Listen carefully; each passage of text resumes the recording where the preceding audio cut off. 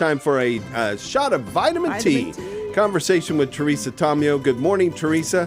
Can't wait to catch up on everything that is going on in and around your world, but also in particular, March for Life coming up. I know you'll be covering that for EWTN again this year, right? I will, and we head down, Dom and I head down Thursday morning after Catholic Connection, and we will be live. This is so funny, in Radioland, you guys know this language, I'm preempting myself. Yeah, that's pretty good. If somebody has to preempt it, Teresa, I'm glad it's you. Right, so it's funny because I was talking to my producer, he goes, so what are we going to do about filling the show? I said, we are the show. I go on the air at 9:30. Oh, I love that, no doubt about it. Yeah. 52 years ago, the first March for Life took place in Washington, D.C. Tell us about what to expect this coming Friday. Well, it's pretty exciting because the theme is Life is a Gift, and they just announced late last week, I'm sure you heard about it, that Vice President Vance will be speaking, along with Speaker Johnson. So it's pretty exciting, and I know a lot of people are going to go just to hear them. We also have Representative Chris Smith, who's one of the most pro-life reps out there, and has just done an incredible job year after year after year of not only supporting the march, but supporting life overall. And then Cece Graham Lynch is going to be there, the granddaughter of Billy Graham, and she works for the pro-life ministry. So there's a lot of great speakers, a lot of young speakers as well, people giving personal testimony. We hit the airwaves at 9:30. I'll be doing my first report, kind of giving a scene setter of what's happening and the mood there. And then we're on the air all day till the end of the march. We'll be covering the rally, we'll be covering the march in its entirety, and usually end up around 3:30, getting back to our regular programming at EWTN. But there's always so many mixed feelings when I cover this, guys, because it's so uplifting and encouraging to see so many young people, because the movement is very young. Mm-hmm. Then you realize why we're still doing this. Yeah. It would be nice if we didn't need to have a march, because if you think about not only, obviously, abortion, but you think about the push for more euthanasia around the world, especially not too far from us across the river in Canada. You think about the continued push for the abortion pill, in vitro fertilization, all these issues, and of course the extreme gender ideology, all these issues tie directly into the dignity of the human person and life as a gift. So there's so much still that we have to do, even though we've made great accomplishments.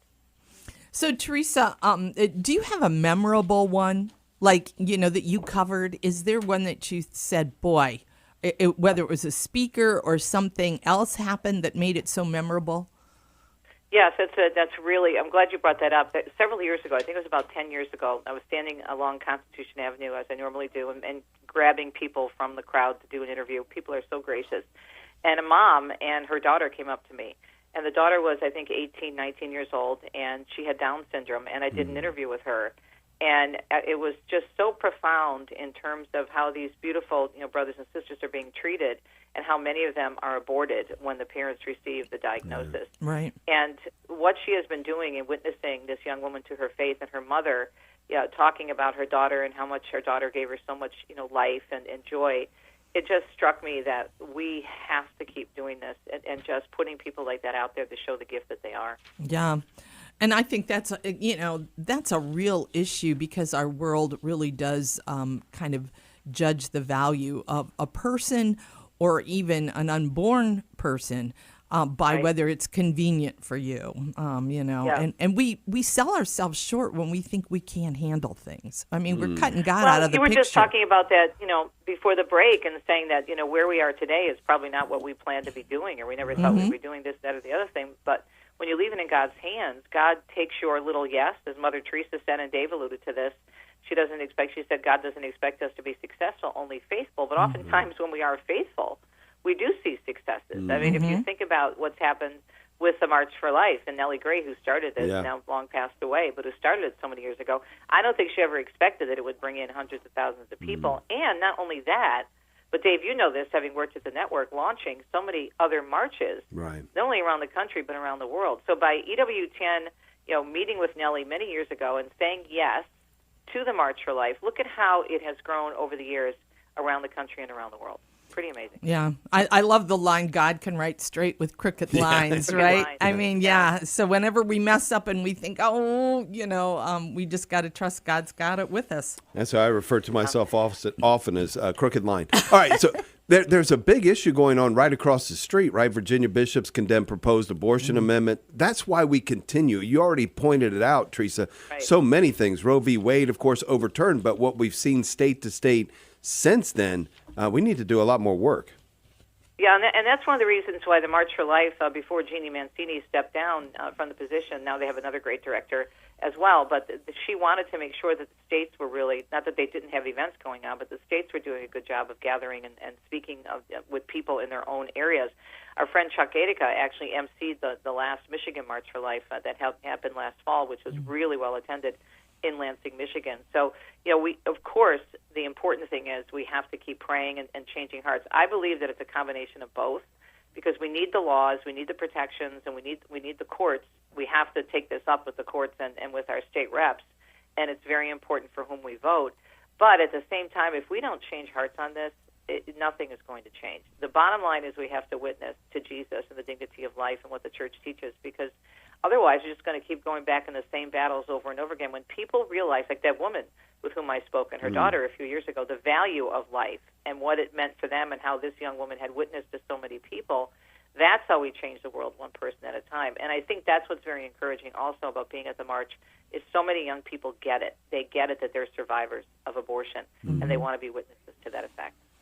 Teresa, do you find that the National Right to Life, obviously, that sponsors this march, are they working because the battle is now moved to states? Are they helping states figure out ways to be, to fight things like that happened in Virginia and things like what happened in Ohio for us and Michigan? Right. Yes, they are. They do not only the marches, but they work with them on a number of levels with their own people, their own consultants, their own lawmakers with whom they're very close, such as Representative Chris Smith.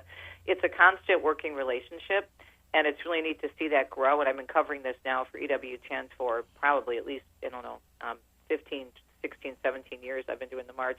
And you see that relationship growing. So there definitely is a connection there between the state level and the national level, and it has to happen. I think a big push this year, Pat, and I interviewed Dr. Delgado, and I think you interviewed him as well. I did, yes. About the abortion pill, yeah. And this is where this whole abortion, this radical abortion movement is now. Mm-hmm. He said, and I'm sure he told you the same thing, almost 70% of the abortions now are done chemically. Yep. Yeah. And think about the ramifications. It's hard enough for a woman to be post-abortive if the termination of her baby's life is at an abortion clinic, right?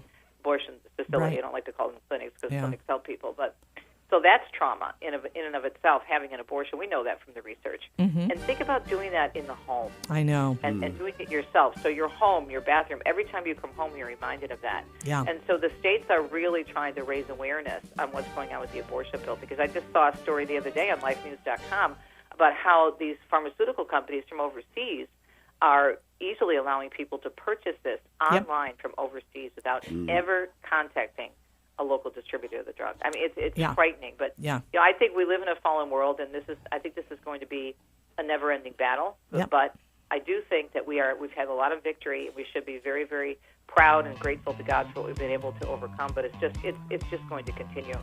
I always think about, when I go to cover it, normally it's very, very cold, and I'm standing there freezing.